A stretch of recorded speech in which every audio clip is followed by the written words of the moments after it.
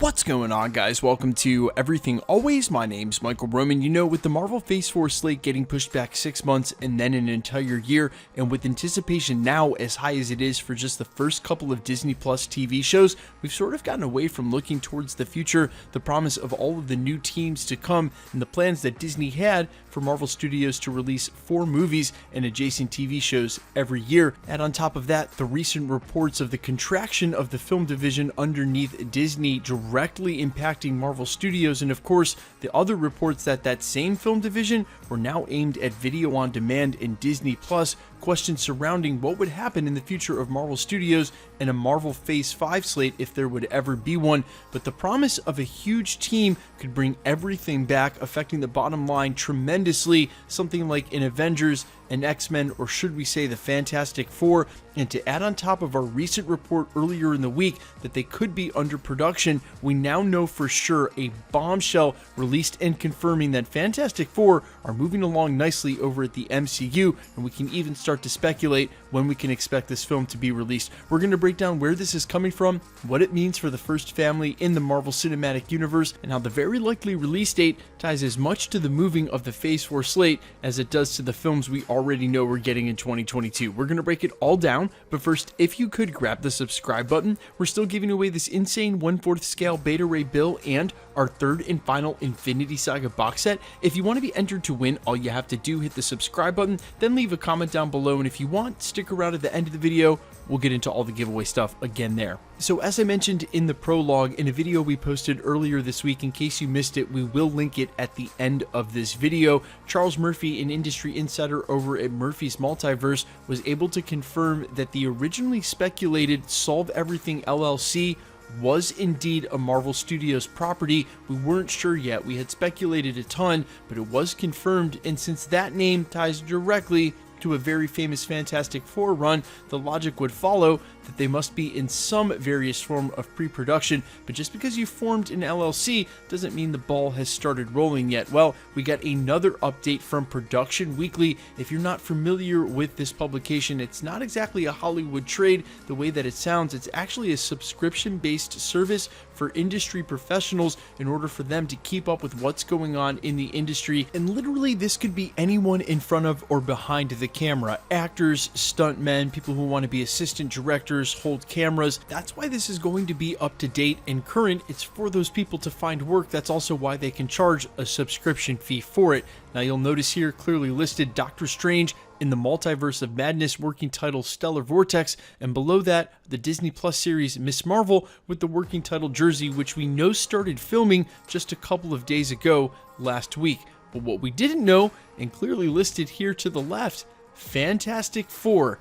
Now obviously this doesn't mean that they started filming. There's not even a script yet, no announcements of a director, and just because it's listed here doesn't give us any inkling to how far along it's going. But this does mean that it's in active forms of pre-production, and that they're probably looking for, at this point, maybe even a writer for a script and or a director. Either way, Marvel Studios now is so far behind the 8 ball with what they wanted to do financially and release-wise that coming in 2023, on the heels of what we've got in 2022, it makes the most sense that we would be getting Fantastic Four. And of course, this ties directly to the reports that they would show up during Ant-Man 3, Ant-Man and the Wasp, but more recently, this report that Jonathan Majors was cast as Kang. Now, if you understand how the lineage works with this, he's actually a distant relative of Reed Richards, making it the perfect point with which to introduce them. And if Marvel has any hopes of sort of retconning them into the MCU,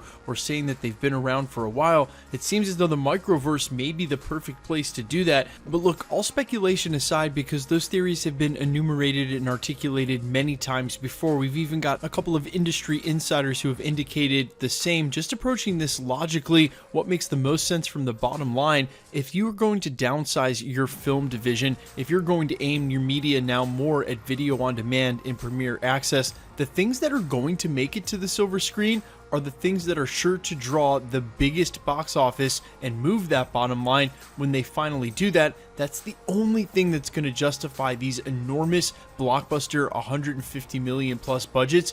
And so a film like the Fantastic Four, in the face of downsizing, makes sense for what you would aim for down the road in 2023. Look, it's the absolute truth that Disney and Marvel Studios have no idea when and if theaters will be open and or be packed again. So if they're going to continue making these sort of things, they've got to approach them cautiously and optimistically, especially for a film of that size. It's not certain that they're going to press forward with any of the other blockbusters they have on the slate until they start actually releasing the films, for fear they may all back up. However, pushing forward with Disney Plus shows is a lot safer of a bet, because no matter what happens, they'll be able to release them there. Then the only problem becomes that these are all supposed to sequentially work together and build towards two specific certain things, and if they're not allowed to release the movies alongside the TV shows, well, then all the stuff they're building towards sort of loses its value. One final thought I'll give you, and it sort of makes sense, but you have to think about it logically here, guys.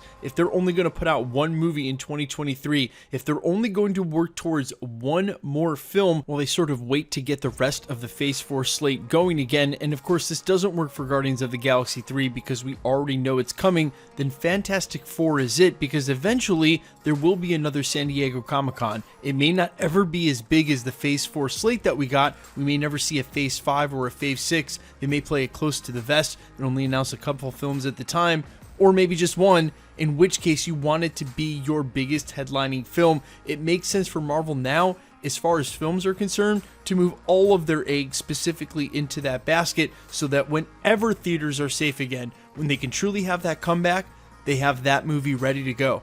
Makes the most sense, right? That's what I would do. Guys, let me know all your thoughts down below.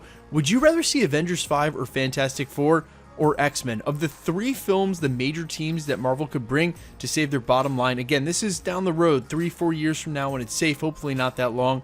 Which one would you rather see the most? Where are they going to make their bread and butter? And how hype would you be if it happens to be one or two of those, Avengers 5 and Fantastic Four, maybe back-to-back years, with Guardians of the Galaxy 3 in the middle, question mark? We all can dream. Let me know all your thoughts down below, and quickly, let's get into the giveaway stuff before I let you go. We're still giving away this insane 1/4 scale XM Studios Beta Ray bill at 750,000 subscribers, as well as our Infinity Saga box set that we'll be giving away on New Year's Eve, regardless of the subscriber count. We already gave away 2 earlier this year. If you want to be entered to win either of these or any of the prizes we announce going forward here at the channel, all the same rules will always apply. Hit the subscribe button because you have to be a subscriber, then leave a comment on the video because it's truly random. The more videos you comment on, the better chance you have of winning. Then hit the notification bell with notifications turned on to make sure to keep up with the videos. It makes it a lot easier. Of course, if you enjoyed today's video or the content here, we'd appreciate it if you'd hit the like button. My name's Michael Roman. You can find me on Instagram at IamFires, or follow me over on Twitch, twitch.tv/Novellin.